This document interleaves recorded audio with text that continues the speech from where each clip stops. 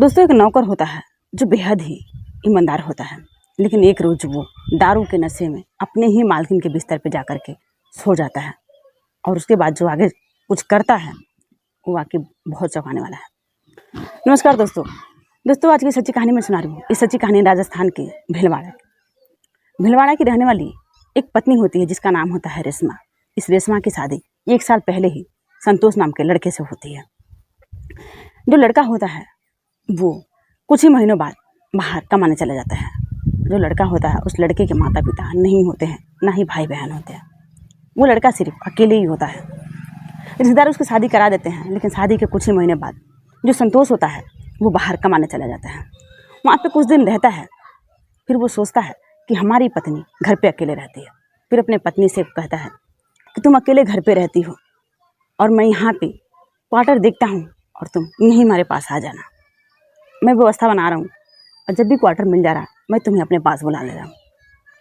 जो संतोष होता है वो प्राइवेट नौकरी करता है, वहाँ पे व्यवस्था बनाता है, लेकिन कई महीने बीत जाते हैं लेकिन वो व्यवस्था नहीं बना पाता है। यानी उसके पास उतनी पैसा नहीं हो पाते हैं कि वो अपने पत्नी को अपने पास लेकर जा करके रख सके। फिर अपने पत्नी से वो कहता है कि मेरे पास अभी इतनी व्यवस्था नहीं हो पा रही है कि मैं तुम्हें अपने पास रखूँ और तुम अकेले घर पे रहती हो, तुम्हें अच्छा नहीं लगता होगा। वो कहती है कि मैं अकेले कहाँ हूँ, अगल बगल वाले हैं लोग ना, अपने पास पड़ोसी तो हैं ही जो अक्सर हमारी हालचाल पूछते रहते हैं। मैं अकेले कहाँ हूँ और आपके पास व्यवस्था नहीं है तो कोई बात नहीं, मैं घर पे अच्छे से हूँ और घर पे हर कोई मेरा ख्याल रखता है। भले ही वो लोग पास पड़ोस के हैं लेकिन अक्सर आते जाते रहते हैं, पूछते रहते हैं, हमारे दुख सुख में साथ खड़े रहते हैं। अपने पति को तसल्ली दिलाती है। इसके बाद वो उसका जो पति होता है वो कहता है कि तुम अकेले घर पे रहती हो और रात में, आज का ज़माना जो है बहुत ही ख़राब है, कौन क्या कर ले किसी की नीयत कोई नहीं जानता है। भले ही पड़ोसी हैं तो, लेकिन किसी की नीयत में खोट है ये हम तुम नहीं जान सकते हैं। इसलिए जो संतोष होता है वो संतोष अपनी पत्नी की सुरक्षा को मद्देनजर रखते हुए एक नौकर की तलाश करता है। वो नौकर इस रेशमा के साथ रहने लगता है। अब रेशमा और नौकर का जो दोनों के दोस्ती था वो बेहद ही पवित्र था। इन्हें दोनों जो थे वो अपने अपने जगह पे अच्छे थे। जो नौकर था वो भी बेहद ईमानदार था, बेहद शरीफ था। वो बार बार अपने मालकिन से वो बातें करता था, घुल मिल जाता था, लेकिन कभी उसकी नीयत में खोट नहीं आती थी। और जो उसकी मालकिन थी यानी रेशमा जो थी वो भी उस लड़के से, क्योंकि उसकी जो गरीबी थी उससे वो वाकिफ थे, क्योंकि वो अक्सर बताता रहता था। इसलिए जो रेशमा होती है वो कुछ पैसे एडवांस में दे दिया करती है उस नौकर को और कहती है कि तुम्हारे घर वाले भी काफ़ी परेशान होंगे, तुम्हें तो कमाने का जरिया हो और तुम अपना पैसा ले जाओ घर पे दे दो ताकि तुम्हारे बाल बच्चे अच्छे से रहें। वो अक्सर दे देती है टाइम पे पैसा। अब जो नौकर होता है वो बेहद खुश होता है रेशमा से। वो नौकर सोचता है कि जो मालकिन है यानी रेशमा वो हमारे काम से पहले ही हमारी पगार दे देती है, यानी हमारी तनख्वाह दे देती है, जो भी बनता है, कभी कभी तो एडवांस में भी दे देती हैं। वो बेहद खुश होता है। लेकिन एक रोज़ वो मार्केट जाता है, जो नौकर होता है, और जब मार्केट जाता है वहाँ से जब लौटता है तो वो दारू के नशे में रहता है। अब इस कदर दारू के नशे में रहता है कि वो हिलते डुलते किसी तरह घर पहुँचता है, यानी मालकिन के घर, रेशमा के घर पे। और रेशमा कमरे में सोई रहती है और वो दरवाज़ा खोल के रखती है ताकि जो नौकर है वो घर पे आए और कब आ रहा उससे पूछती भी है, लेकिन वो कहता है कि मैं यहाँ आ रहा हूँ, बस 10-15 मिनट की बात है, मैं आ जा रहा हूँ अभी।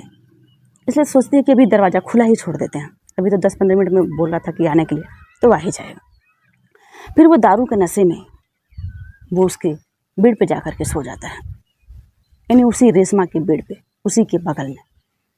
अब जो रेशमा होती है उसकी आँख जरा सी लग जाती है इसी 15-20 मिनट में, और जब वो उसके पास जा कर के लेट जाता है उसके बाहों में पकड़ लेता है। और जो रेशमा होती है अपने आप को छुड़ाने की कोशिश करती है, लेकिन उसको वो मजबूती से जकड़ रखा था, यानी वो अपने आप से छुड़ा नहीं पाती है। और उसके साथ वो दारू के नशे में सब कुछ करता है, यानी उसके साथ रेप करता है, संबंध बनाता है। जब उसकी नींद खुलती है तो जब बिस्तर पे हाथ फेरता है तो देखता है कि वो कहाँ आया है। अब जो मालकिन होती है वो बिना कपड़े के उसी कमरे के कोने में दुबक कर बैठी हुई होती है।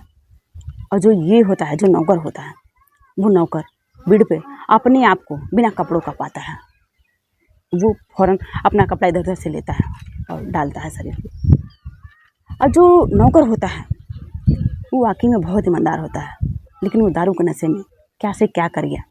जब उसको होश आता है, जब दारू का नशा टूटता है, तो उसको अपने आप को बहुत पछतावा होता है कि मैंने क्या कर दिया इस नौकरानी के साथ। जो हमारा यानी नौकर का और रेशमा का ऐसा पवित्र रिश्ता था, हमने उस रिश्ते को तार तार कर दिया। यानी जो नौकर होता है उसको बहुत ही पछतावा होता है, बहुत पश्चाताप होता है कि वो क्या कर दिया। फिर जो मालकिन होती है, यानी रेशमा होती है, उसके सामने वो जा करके हाथ जोड़ने लगता है, गिड़गिड़ाने लगता है। उसके जो कपड़े होते हैं उसके शरीर को उड़ाता है और हाथ पैर जोड़ने लगता है कि उसके साथ जो कुछ भी हुआ, जो कुछ भी मैंने किया, मैं बहुत बड़ा गलती किया, इसके लिए आप जो भी सज़ा मुझे देंगे मुझे स्वीकार है। जो मालकिन होती है उस लड़की को, जो गरीब होते है, गरीबी को देख करके उस लड़के को माफ़ कर देती है। लेकिन जो लड़का होता है, यानी जो नौकर होता है, वो नौकर अपने आप को माफ़ नहीं कर पाता है। फिर पुलिस को फ़ोन करता है और कहता है कि मैंने अपने मालकिन के साथ दारू के नशे में गंदा काम किया है। यानी सब कुछ वो पुलिस को बताता है। अब पुलिस के सामने जो मालकिन होती है, जो रेशमा होती है, वो भी सर नीचे करके खड़ी हो जाती है। लेकिन वो भी कहती है कि इसमें इसका कोई गलती नहीं है, ना मेरी गलती है ना इसकी गलती है, सारी गलती हालात की है। फिर पुलिस उस लड़के को, क्योंकि वो किया तो था, गलत ही किया था, चाहे वो दारू के नशे में ही था तो क्या हुआ, लेकिन था तो वो गलत ही, यानी उस रेशमा के साथ वो गलत ही किया था। फिर पुलिस उस नौकर को अरेस्ट करती है और थाने लेकर के जाती है। लेकिन कहते हैं कि दारू पहले से ही बदनाम है, ऐसे ही नहीं बदनाम है ये दारू, ये शराब। अगर वो दारू ना पिया होता तो शायद वो अपने मालकिन के साथ ऐसा कुछ नहीं कर बैठता जिससे उसका और उसके मालकिन का रिश्ता खराब हुआ। वो सलाखों के पीछे गया, लेकिन वो बेहद ईमानदार आदमी था। अगर ईमानदार ना होता तो वो रेशमा को बार बार ब्लैकमेल करके उसके साथ कई बार वैसे ही करता। लेकिन वो बेहद ईमानदार लड़का था, इसलिए वो खुद ही पुलिस वालों को अपनी सारी कहानी बताया और खुद ही वो बुलाया भी, और अपनी मर्जी से वो जेल भी गया। वो कहा कि मैं जो किया हूँ मुझे मेरे कर्मों का फल मिलना चाहिए, मैंने गलत किया। दोस्तों, ये कहानी कैसी लगी आप लोग कमेंट बॉक्स में जरूर लिख करके बताइएगा, क्योंकि मुझे आप लोग के कमेंट का इंतज़ार रहता है। मैं भी जानना चाहती हूँ कि मुझे कहाँ कहाँ से देखते हैं आप लोग, इसलिए प्लीज़ आप लोग लिखिएगा कि आप लोग कहाँ से हमें देख रहे हैं, हमारी कहानी कैसी लगी। आप लोग कमेंट बॉक्स में जरूर लिख करके बताइएगा। जय हिंद, जय भारत।